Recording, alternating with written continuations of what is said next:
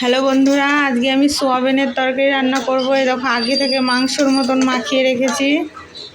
পেঁয়াজ, রসুন, আদা, জিরে, লঙ্কা, তারপরে তার সঙ্গে দুটো ডিমও দিয়েছি।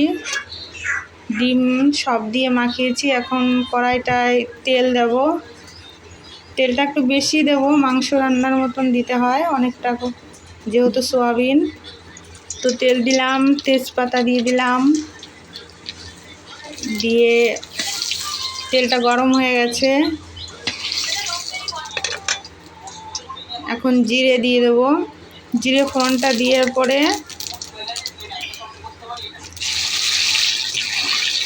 সেজুর সোয়াবিনটা আমি মাখিয়ে রেখেছিলাম, সোয়াবিনের ওই ইটা দিয়ে দেবো আমি। দেওয়ার পরে আমি ওটাকে সব একসঙ্গেই ঢেলে দেবো। অনেক তেল তো অল্প করে দিলাম, এখন একসঙ্গে ঢেলে দেবো।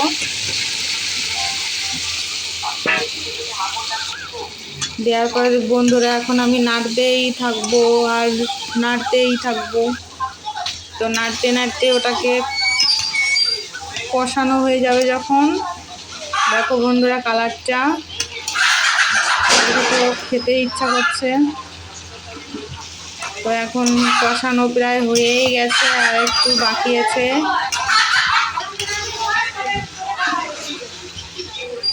এরপরে দেখো বন্ধুরা কষানো হয়ে গেছে। এবার আমি একে পরিমাণ মতন জল দিয়ে দেব।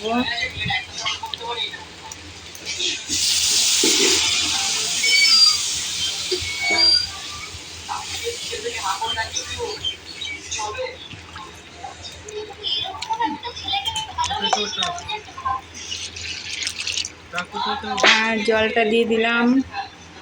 এখন এটাকে ফোটাতে হবে, হয়ে গেল। দিয়ে গরম মশলাটা দিয়ে দিলাম। দেওয়ার পরে বন্ধুরা তোমরা বাড়িতে বানিয়েও খেতে পারো এরকম করে। সোয়াবিনটা খেতে কিন্তু খুব টেস্টি হয়। দেখো বন্ধুরা হয়ে গেছে। গরম মশলাটা আগে থেকে দিয়ে দিয়েছিলাম, হয়ে গেছে মাংস। এবার আমি সোয়াবিনটা নামিয়ে নিলাম। দেখো বন্ধুরা কালারটা এত সুন্দর এসছে, তো খেতে ইচ্ছা করছে এক্ষুনি। তো আপনারা বাড়িতে বানিয়ে খেয়েও খুব ভালো লাগবে। Tata, bye bye.